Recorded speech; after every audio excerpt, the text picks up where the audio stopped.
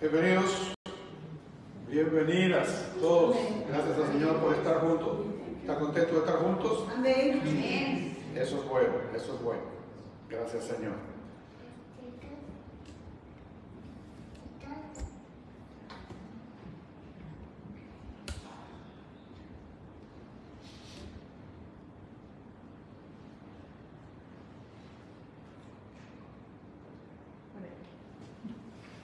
Recién, bienvenida a la mamá de Sandy. ¿Cómo es el nombre de mamá? De Paddy, perdón, de Paddy. El nombre de ella es. What's your name? Sirpali. No sé si lo pronuncio bien o no. Sí. Ok. Sandy decía que Sirpali habla su idioma. Y curiosamente Paddy no. Debe ser interesante, después de mucho tiempo, Sandy, escuchar y poder hablar con alguien tu idioma. Eso es bonito. Recién cantamos, ¿recuerdan la canción que cantamos? Gente de toda lengua y nación. Gente de toda lengua y nación.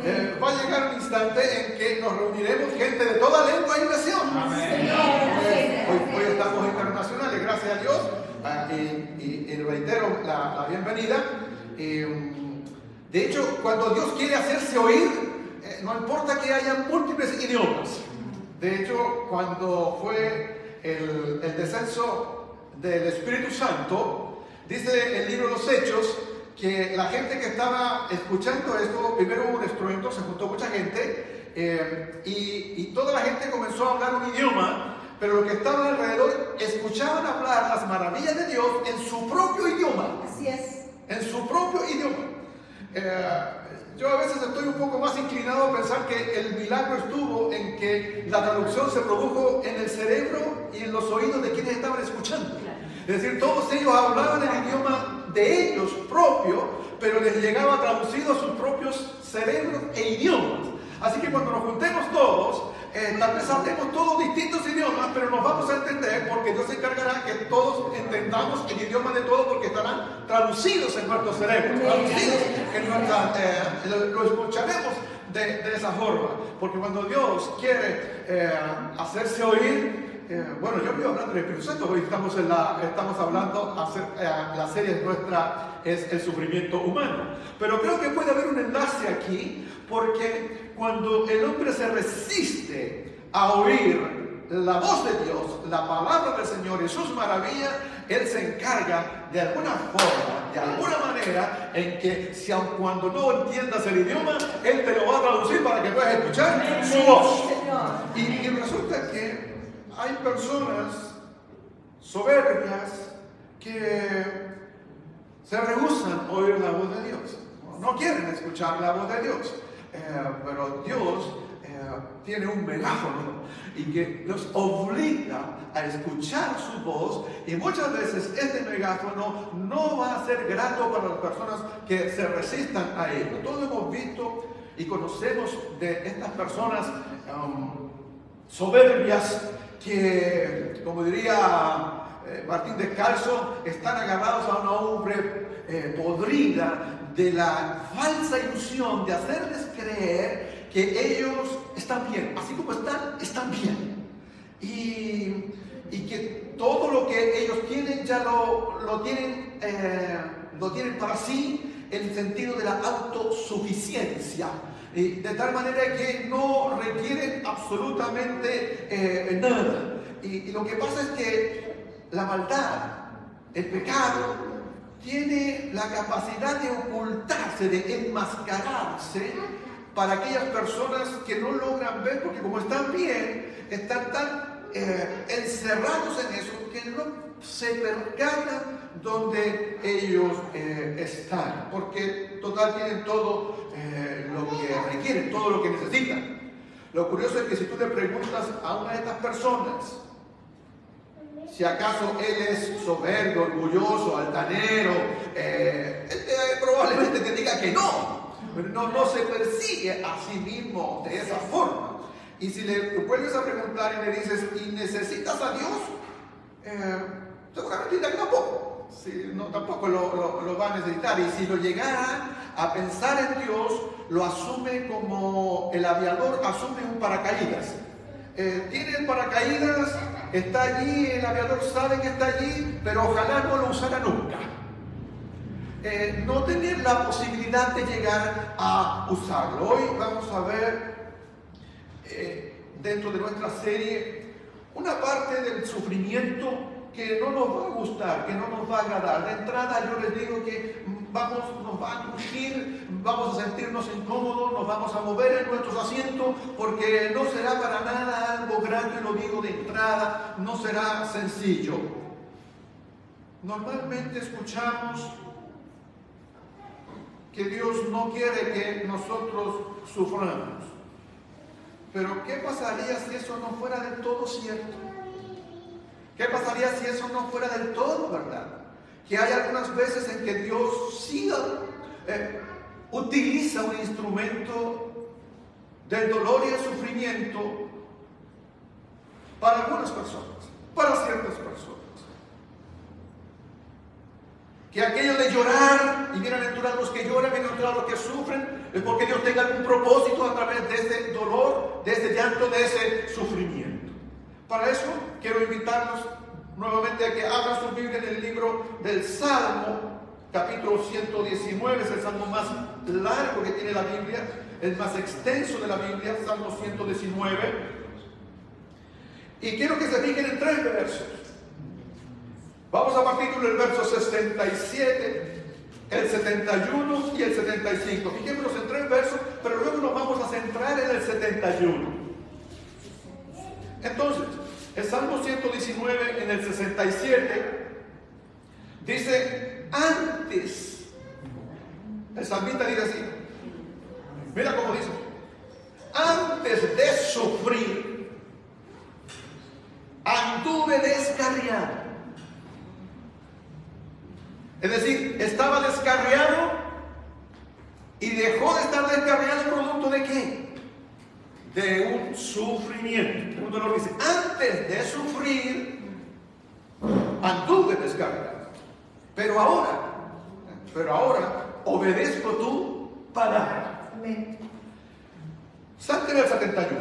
El 71 dice, me hizo bien, dice el salmista, dice, después que experimentó eso, dice, me hizo bien haber sido afligido. Me hizo bien, porque así llegué a conocer tus decretos. Y termina en el verso 75, Señor, yo sé que tus juicios son justos y con justa razón me afliges. De alguna forma, de alguna manera, Dios ha establecido una escuela por la cual todos pasaremos, pero hay algunos que tendrán que tal vez repetir el curso allí, la escuela del dolor y del sufrimiento. Así lo entendió el salmista en los salmos que nosotros acabamos, en los versos que acabamos de leer. Cuando el salmo en el verso 71 dice, y me hizo bien haber sido afligido. Esa palabra afligido, cuando estudiaba este texto, tiene dos ideas hebreas. Esto está escrito en hebreo. Tiene 2 figuras y a ver si se la puedes imaginar. Cuando usa la palabra afligido, la palabra usada allí se puede traducir de 2 formas también. Se puede traducir como aguijón y se puede traducir como la vara correctiva. O la vara en concepto griego, en término griego, es una vara que incentiva.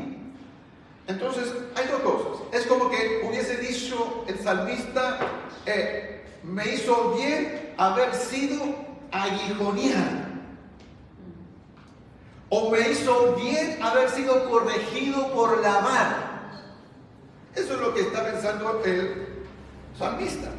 Entonces, eso me hizo a mí recordar 2 cosas dentro de la Biblia. Del aguijón y respecto de la vara. Me hizo recordar el aguijón con el cual Saulo luchó antes de ser cristiano. ¿Recuerdan aquel pasaje del libro de los Hechos? cuando Saulo perseguía a los cristianos. Él perseguía a los cristianos. Él respiraba, dice el libro de los Hechos, respiraba odio, resentimiento.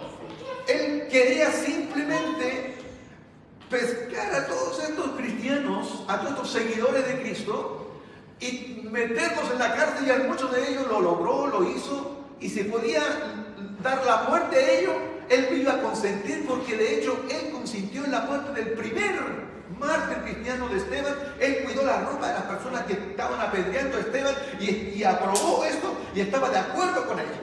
Eso era Saulo.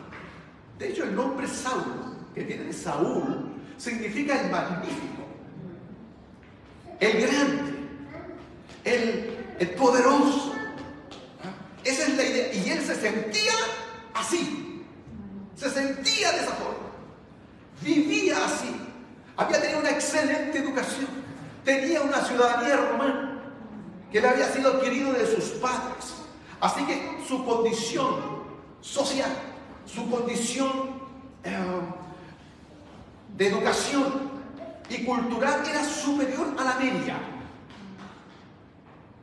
Y estando en esa condición, se opuso al cristianismo y empezó a luchar en contra del cristianismo hasta que Cristo sale a su encuentro. Y es como que aquí aparece, a este mensaje yo le puse el título, que no es mío, que se llama El megáfono de Dios. Y voy a decirles de qué es ese título un poquito más adelante. El megáfono de Dios es como Dios a veces nos habla a través de este megáfono. Y cuando va Saulo en busca de cristiano, le aparece Jesús en el camino, y ese megáfono, el megáfono de Dios, que es Cristo en este rato, le dice a él: Saulo, ¿por qué me persigue? Y luego le agrega, dice: es difícil, es duro, es sufrir si tú le das patadas a un aguijón. Él se estaba hiriendo a sí mismo, sufriendo a sí mismo, persiguiendo a la iglesia del Señor. Y entonces, cuando el salmista aquí dice: mira, me hizo bien el haber sido afligido, Saulo en ese rato está siendo afligido. Tanto es así que quedó ciego. Qué mayor aflicción que perder la vista. ¿Te imaginas tú perder la vista? Depender de otros. Pablo tuvo que depender de alguien para que lo guiara en un lazarillo, para que fuera a la dirección donde él preguntó luego al Señor qué podía y qué debía hacer. Y entonces ahí estuvo el gran Saulo, que luego se convirtió en Pablo. Y Pablo significa pequeño. De el grande, del magnífico al pequeño. ¿Quién logró eso? El aguijón. ¿Quién logró eso? El encuentro con Cristo. Este verso, que seguramente Pablo lo vio muchas veces, seguramente también lo aplicó a su vida, es decir: me hizo bien el haber sido afligido, porque así llegué a conocer tus decretos, tu palabra. Dije que la palabra afligido también tenía la manera de ser entendida como una vara. ¿Recuerdan a David en el Salmo 23?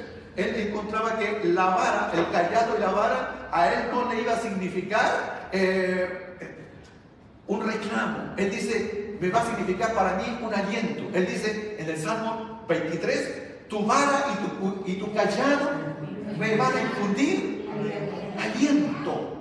Aliento. Y esto, si alguna oveja o algún cordero pudiese hablar, cuando le llegue el varillazo, claramente va a entrar en el camino, en el redil, porque cuando se ha descarriado, por eso que el salmista dice en el verso 67, antes, dice, cuando yo estaba descarriado, la forma en que me libré de ese mal camino, dice, sufrí antes de estar descarriado. Por eso que la vara, el afligimiento, para este salmista fue para él un aliciente.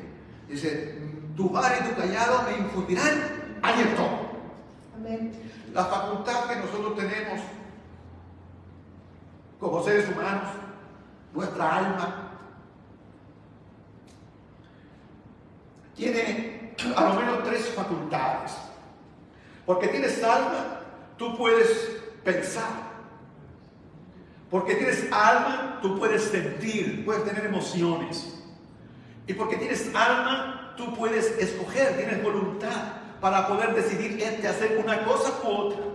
Cuando Dios dice, y me amarás con todo tu ser, está diciendo que me amarás con toda tu alma. Nos está diciendo que nosotros debemos amar a Dios con todos nuestros pensamientos. Es decir, nuestros pensamientos, lo primero, deben ser dirigidos hacia Dios. Amén. Que cuando nosotros sentimos y nuestras emociones deben estar todas gobernadas hacia Dios, y que nuestra voluntad debe estar sometida hacia Dios. Amén. Que nuestra voluntad debe estar sometida a Dios. Lo voy a repetir. Pero debemos preguntarnos hacia nosotros y ser sinceros con nosotros mismos y decir, ¿cuánto es que nosotros en nuestra alma, cuánto de nuestros pensamientos están dedicados a Dios? Cuando nosotros despertamos en la mañana, nuestro primer pensamiento, ¿cuál es? Cuando tenemos que tomar decisiones, ¿hacia dónde dirigimos nuestra voluntad? ¿Cuánto amamos a Dios realmente? Si el mandamiento que Jesús dijo que era el primer mandamiento, amarás al Señor con todo tu ser, con toda tu alma, con toda tu fuerza, con toda tu alma, es con todos tus pensamientos, con todas tus emociones, con toda tu voluntad. Que nuestra voluntad debe estar allí dirigida hacia Dios. ¿Por qué? Porque el ser humano, el hombre, la mujer, el ser humano creado por Dios, en este tipo de relación con Dios, es donde nosotros encontramos nuestra realización. Dios sabe que lejos de Él nuestra vida no va a tener sentido. Cuando estamos con Él estamos completos. Cuando estamos con Él entonces conocemos la real dicha y felicidad. Exactamente, es así. Fuimos creados para Él. Pero ¿cuánto lo amamos? ¿Cuánto le obedecemos? Al punto de que nos negamos a nosotros mismos. Y a veces podemos decir, mira, yo amo más a Dios de lo que yo me amo a mí mismo. ¿Cuántos estamos a ese nivel? ¿Cuánto o cuán lejos estamos de eso? Señor, ¿cuán lejos estoy de aquello? ¿Cuánto me falta para aquello que tú me estás pidiendo? Porque hay veces que no escojo lo que debo escoger. No pienso lo que debo pensar. Y mis emociones y mis sentimientos me engañan y realmente estoy desorientado en eso. Miren, para esto, usted, si ve la historia bíblica, se va a encontrar que Adán y Eva lo tenían todo. No les faltaba nada. Tenían que cumplir con Dios. Tenían que obedecer a Dios. Pero salió algo que se llama autonomía. Autonomía significa que uno es ley para sí mismo. Autónomos es ley. Y auto hacia sí mismo. Ellos quisieron hacer lo que ellos querían, no lo que Dios quería. Alejarse de lo que hacer la voluntad de Dios, sino hacer su propia voluntad. La serpiente le dijo al día que ustedes coman de este fruto, no es que van a desobedecer a Dios, sino que van a ser igual que Dios, y los engaña. Y entonces ellos quisieron ser dioses para sí mismos, y como ustedes serán igual a Dios. Ser autónomos, mandarnos solo. Miren, si nosotros los seres humanos somos así, es parte de nuestra naturaleza. Queremos nosotros autogobernarnos y que Dios no se meta en nuestro asunto. Dios es, como dije al comienzo, es nuestro paracaídas. Lo tenemos allí por si acaso cuando lo podamos necesitar, pero ojalá no lo necesitará nunca. Y Dios tuvo que sacar a Adán y Eva de allí. Recuerden que eso les significó a ellos dolor y sufrimiento. A la mujer se le aumentaron los dolores de parto. El hombre tuvo que trabajar y trabajar duro con el sudor de su frente. Cardos y espinos arrojó la tierra. La desobediencia es la que trae eso. Entonces, Dios, ¿qué puede hacer frente a aquello? Dios decidió ir en rescate del ser humano.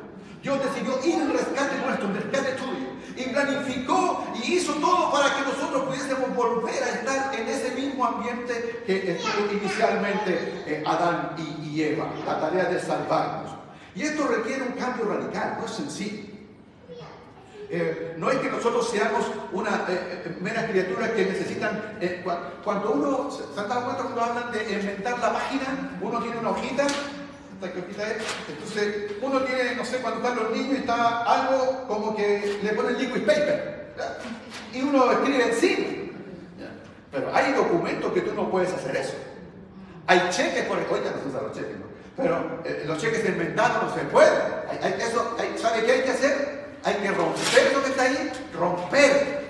No sirve, hay que hacerlo de nuevo. Y a los seres humanos, Dios dijo que el cambio era tan radical que hay que hacerlos de nuevo. Tienen que morir y volver a nacer, un nuevo nacimiento. No es una pinturita por encima. Tienen que morir y volver a nacer. Y eso, querido mío, eso no se puede hacer sin dolor. No se puede porque Dios, no porque Dios así lo quiera, sino porque nuestra condición así lo exige. Someter nuestra voluntad al Señor no es sencillo, no es fácil. Somos tosudos por naturaleza. Lo traemos. Mire, yo que tengo nietos, ahora tengo uno de 2 años, pero lo he visto en muchos. ¿De dónde es que nacen los berrinches los niños? Porque quieren hacer lo que ellos quieren. Ellos quieren ser dueños de todo y lo que se les antoje lo quieren, y si no se lo das, entonces la pataleta, el berrinche, el grito, y algunos llegan a golpear.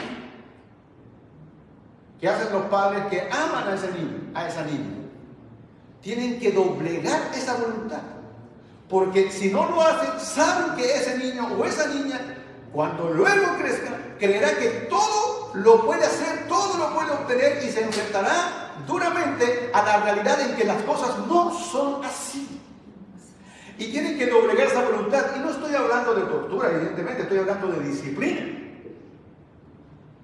porque está innato en nosotros el que nuestra voluntad es firme y quiero hacer, y cuando esos niños se montan en esa voluntad, no dan pie a cambio, y si no le dan lo que quiere porque él quiere eso, se tirará al suelo, golpeará y hará parte de esa naturaleza, hasta cuando entenderá que eso no es lo que debe ser. Mire, tengan la bondad, vayan al libro de Hebreos, capítulo 12, Hebreos 12, vamos a leer 2 versos hoy. Hebreos 12, el 6 y el 7. Dice de esta forma: porque el Señor disciplina a los que aman. Amén. Y azota, mira la palabra que usa aquí, y azota a todo el que recibe como hijo. Yo le dije que esta palabra no iba a ser grata, lo vi. Lo que dice, le dice a los que están escribiendo en el libro de Hebreos, dice a ustedes, a todo el que recibe como hijo. Luego dice, lo que soportan es para su disciplina. Lo que están soportando es para su disciplina, no para su tortura, para su disciplina. Pues Dios los está tratando como a qué, como a hijos. Amén. Y la pregunta que hace el escritor del Hebreos dice, ¿qué hijo hay a quien el padre no disciplina? Nosotros, y a veces lo he palpado yo soy condescendiente con los sobrinos, con el hijo del vecino, con la hija del vecino. Pero cuando se trataba de mis hijos, porque los amaba, los corregía. Pero cuando a nosotros hijos no te interesa mucho, porque ya tendrán sus padres. Pero Dios es tu Padre. Amén. Amén. Lo lamentable es que hay quienes solo han aumentado años, pero no han crecido, no han madurado. Siguen con los mismos berrinches y pataletas cuando no se le dan las cosas que ellos quieren. Cuando Dios impide que ese deseo egoísta se lleve a cabo, entonces le vienen todas las pataletas y berrinches y se enojan con Dios. madre, padre, o quien quiera que seas. Solo por un instante piensa que tu hijo o tu hija o tu esposo o tu esposa, con todo lo bueno que tú le conoces, es probado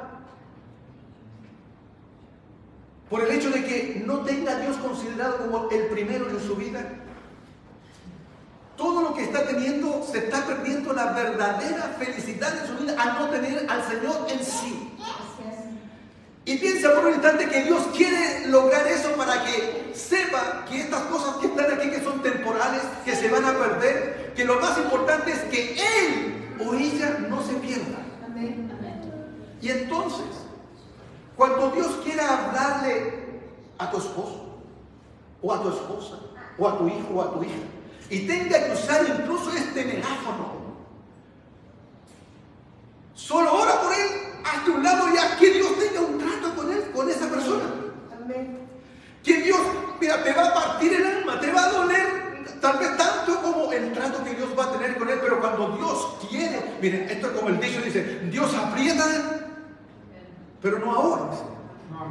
Pero ser apretado por Dios, yo no quiero ser apretado por Dios. Si hay algo terrible es ser apretado por Dios en este dolor y en este sufrimiento.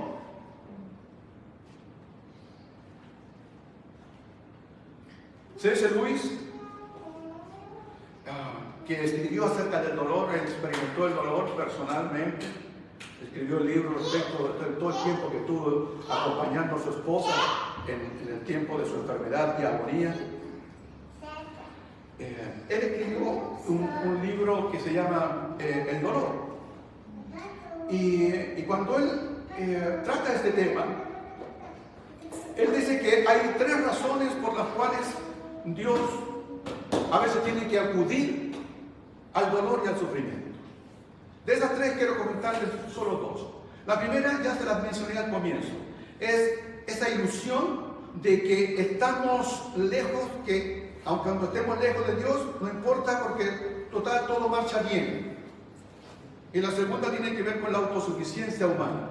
Todos nosotros hemos visto, hemos observado que es muy difícil que cuando todo marche bien, una persona que, aun cuando se esté comportando mal, vaya por un derrotero, pues vaya por un mal camino, pero como todo le va bien, difícilmente esa persona piensa en Dios. Porque todo marcha bien.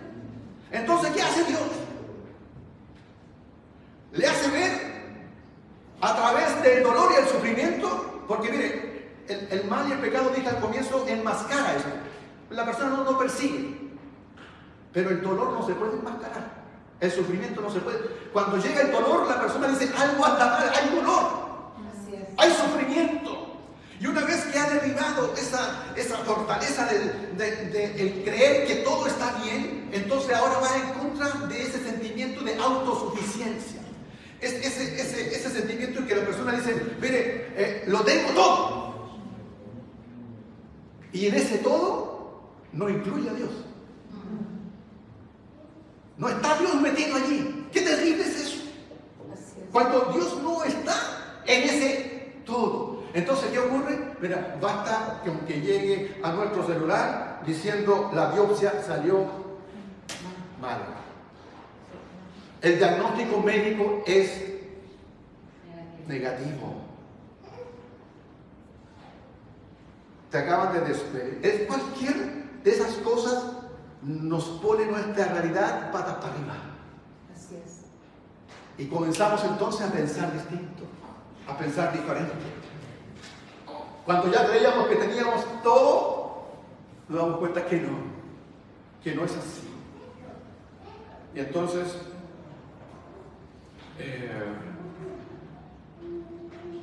Dios comienza a tratar con nosotros. Miren, C.S. Lewis dice que en la bendición o en el placer Dios nos susurra, que en nuestra conciencia Dios nos habla, pero en el dolor Dios nos grita. Así es.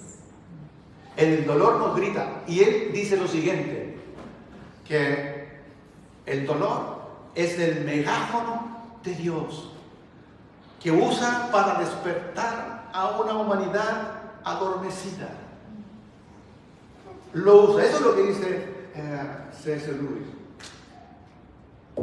Este megáfono de Dios, que es un terrible instrumento, yo no lo quiero escuchar. Amén. Yo no lo quiero oír. Yo quiero estar antes que eso.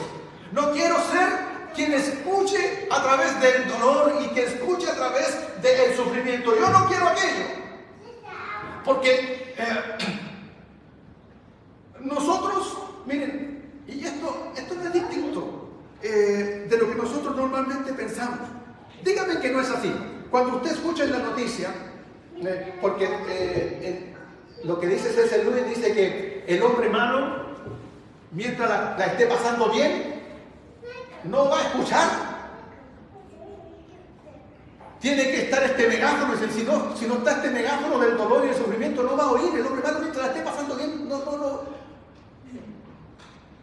Cuando tú escuchas la noticia de alguien que ha sido tomado preso y lo pillaron robando o incluso asesinando infragante a alguien, dime que no tienes el sentimiento de que a esa persona, sea mujer, hombre, joven o niño, que esa persona tiene que ser castigada. Y si tú fuiste la víctima de aquello, dirás, ojalá le caigan todas las penas al infierno. Porque tú fuiste víctima de ese. Se metieron a tu casa, entró a tu casa, desvalijó tu casa, estando allí, golpeó a alguien conocido tuyo y entonces pides simplemente justicia. Eso me hace acordar la historia de David y Natán. ¿Se acuerdan de esa historia? Contada en el libro de 2 de Samuel, sino primero o 2 de Samuel. Cuando David tomó a la fuerza a la esposa de uno de sus soldados, a Betsabé, esposa de Urías, y se la llevó y se acostó con ella, siendo el rey a la fuerza y todo aquello. ¿Quién le iba a decir algo al rey?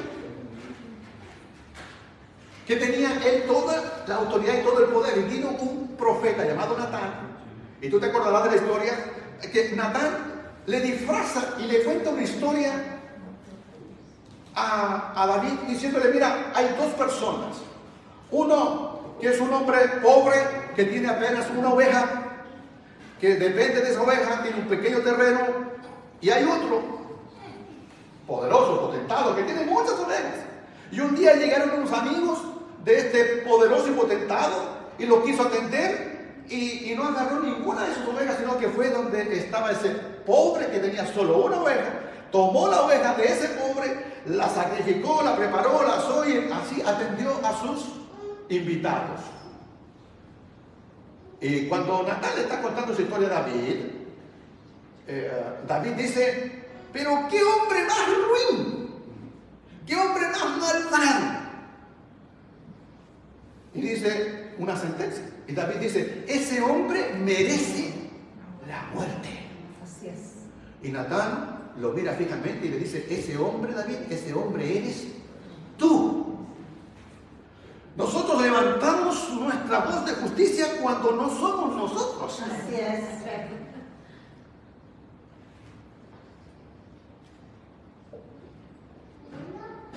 El dolor como megáfono de Dios es sin lugar a duda un instrumento terrible. Porque puede conseguir solo dos cosas. La rebelión de la persona o el arrepentimiento de la persona. Pueden ocurrir dos cosas, pero va a depender de la persona. Estos días son especiales para mí, estas fechas son especiales para mí. Y si me permite, quiero compartirlos brevemente. Hoy ocuparé un poco más de tiempo.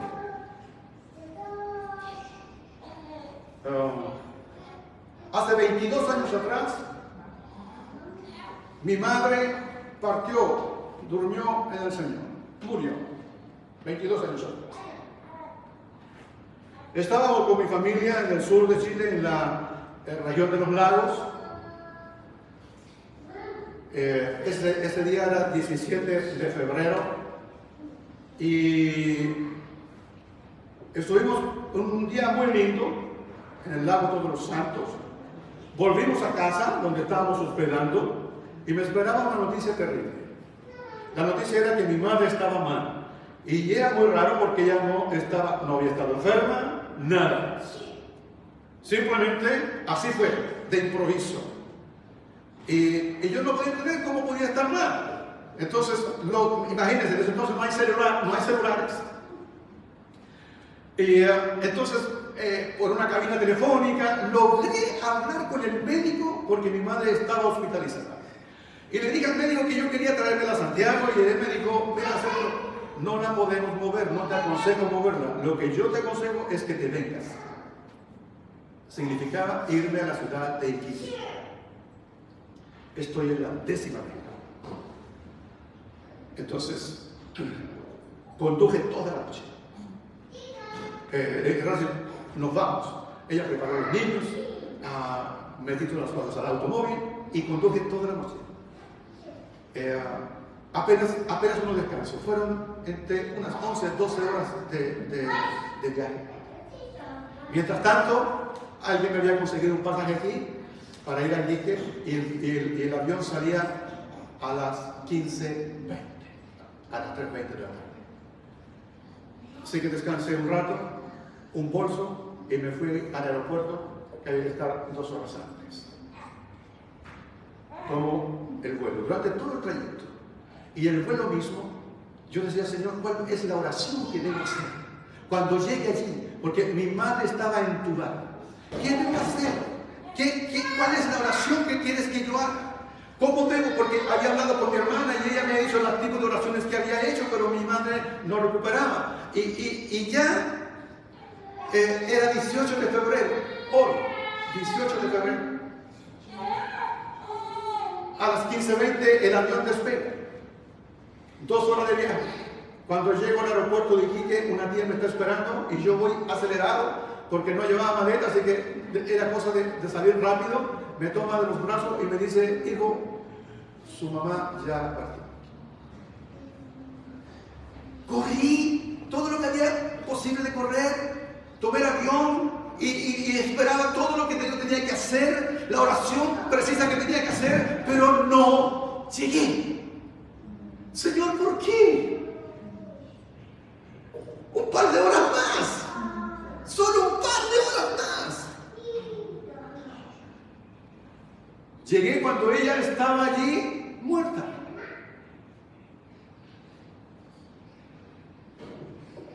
No voy a contar toda la historia, solo que cuando luego me llega la epicrisis es la historia clínica. Me conseguí una copia de eso. Lloré amargamente, el dolor me partía el alma.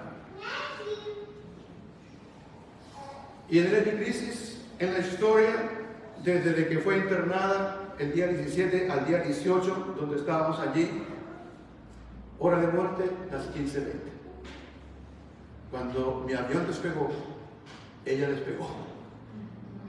Cuando mi avión salió, ella salió. Y podía haber escogido entre la rebelión y la humildad. Y soy sincero delante de Dios, no escogí la rebelión. No escogí el ir y reclamar en contra de Dios. Porque Dios es un Dios. Le asociaron, no podemos decir que Dios sea un Dios humilde o no, porque esas cosas se dan entre los seres humanos, pero podemos pensar en un Dios humilde, porque alguien tiene que escoger entre la opción de la rebelión, de rebelarse en contra de Dios, o la opción de aceptar y enmendar su camino, aún pese al dolor, pese al sufrimiento. Y yo te animo que ese siempre sea lo que escojas.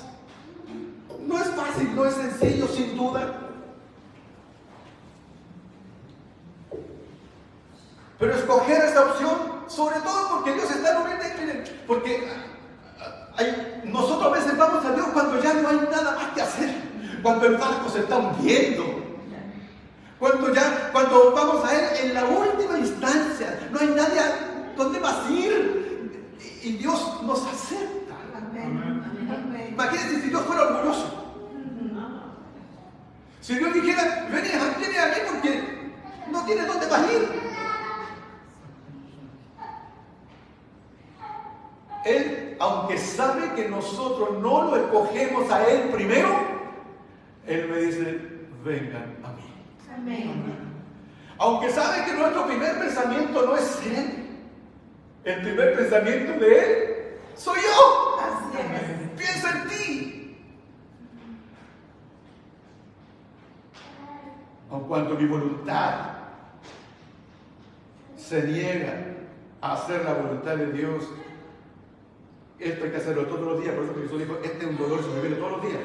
A veces uno cree que ya tiene domado la voluntad a ese ego, a ese yo, y va a estar a la vuelta de la esquina, nos encontramos que está vivito y comiendo. Por eso que hay que tomar su cruz cada día, muerte diaria, todos los días, y seguirlo a Él. Amén. Porque Dios nos espera todos los días. Pongamos en pie, por favor. Eterno Jesús.